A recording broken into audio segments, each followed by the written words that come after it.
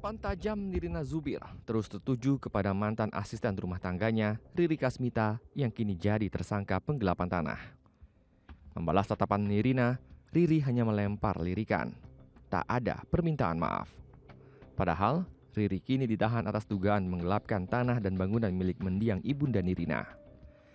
Mantan asisten rumah tangga yang bekerja selama 12 tahun pada keluarga Nirina ini ditangkap bersama suaminya. Keduanya diduga menggelapkan 6 surat kepemilikan tanah dan gedung senilai 17 miliar rupiah milik ibunda Nirina.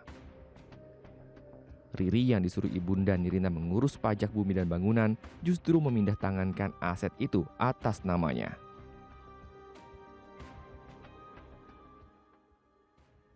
Berat sekali hati saya untuk hari ini ketemu sama dia dan tidak ada sedikit pun dia sampai detik ini niatan untuk memohon maaf.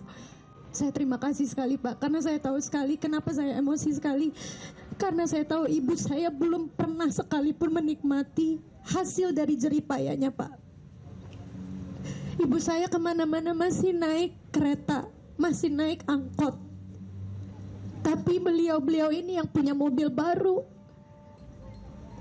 bisnis baru. Lantas bagaimana bisa aset senilai 17 miliar rupiah berpindah tangan tanpa diketahui pemiliknya? Riri dan suaminya rupanya telah merencanakan pemindahan kepemilikan ini secara rapi. Saat diminta mengurus pajak bumi dan bangunan, Riri dan suaminya justru mengkhianat dengan menyewa notaris dan mengganti kepemilikan aset atas namanya dan sang suami. Untuk melancarkan aksinya, sang notaris menggandeng notaris di Jakarta Barat, tempat lahan dan bangunan berada. Aksi mereka berjalan mulus berkat campur tangan orang dalam yang tak lain adalah pejabat pembuat akta tanah. Sementara itu kepada ibunda Nirina, Riri mengaku surat-surat tanah dan bangunan telah hilang. Padahal Riri dan suaminya menggadaikan sebagian sertifikat baru tanah dan bangunan tersebut ke bank dan menjual sisanya. Kini polisi telah menetapkan 5 orang tersangka. 3 diantaranya merupakan notaris dan pejabat pembuat akta tanah. Para pelaku-pelaku ini untuk melakukan tindak pidana pemalsuan surat atau palsu otentik untuk menguasai semuanya. Bahkan dia rubah namanya, ya, dari ada 6 sertifikat, 1 dirubah atas nama suaminya tersangka yang laki-laki, kemudian yang 5 ini atas nama istrinya yang juga sama-sama adalah pembantu rumah tangga atau sekretaris pribadi, sekretaris rumah tangga daripada almarhum sendiri.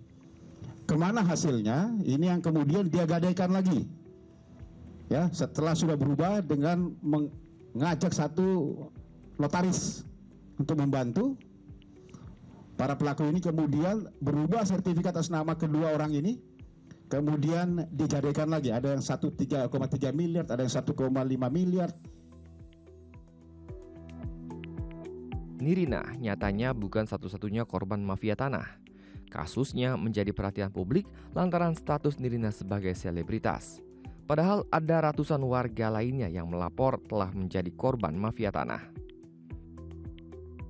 Selama 4 tahun, Inspektorat Investigasi Kementerian ATR BPN masih menerima 732 aduan. Dari 5 kategori kasus, sengketa konflik dan perkara menduduki peringkat pertama dengan total 493 kasus. Sejak tahun 2017, Satgas Mafia Tanah Badan Pertanahan Negara juga telah menangkap 61 tersangka dari 63 kasus. Miris, jaringan mafia tanah nyatanya melibatkan orang-orang dalam Badan Pertanahan Negara sendiri. Menteri Agraria dan Ruang Tanah bahkan mengakui sulit memberantas mafia tanah karena orang dalam Badan Pertanahan Nasional ikut terlibat praktik ilegal tersebut. Sementara itu, pengamat agraria Iwan Nurdin berpendapat suburnya praktik mafia tanah disebabkan karena pembiaran oleh negara. Jadi karena persekongkolan itu diakibatkan oleh ketertutupan di dalam tubuh BPN sendiri yang nggak mau diawasi oleh publik. Kemudian di tingkatan keawaman masyarakat itu mudah sekali dimanfaatkan oleh pejabat-pejabat di tingkatan BPN untuk memanfaatkan tubuhnya mafia tanah itu.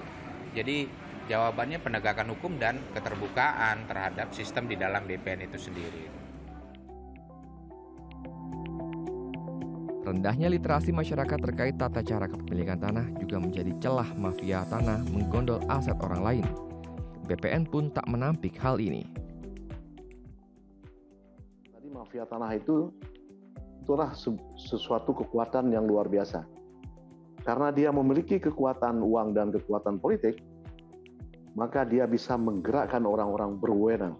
Jadi ada oknum di BPN, ada oknum di kepolisian, ada oknum di kejaksaan, ada oknum kehakiman, dan juga ada oknum kepala desa. Hingga Oktober 2021, sebanyak 125 pegawai Kementerian ATR BPN telah dijatuhi sanksi. 32 diantaranya mendapat hukuman berat, 53 orang disiplin sedang, dan 40 orang disiplin ringan. Sayangnya, sanksi yang dijatuhkan kepada para pegawai nakal ini nampaknya tak menimbulkan efek jera. Jika Badan Pertanahan Negara yang seharusnya menjadi pelindung aset rakyat justru bersengkongkol dengan para pencuri, lantas pada siapa lagi rakyat harus berharap? Dari Jakarta, Tim Liputan RTV.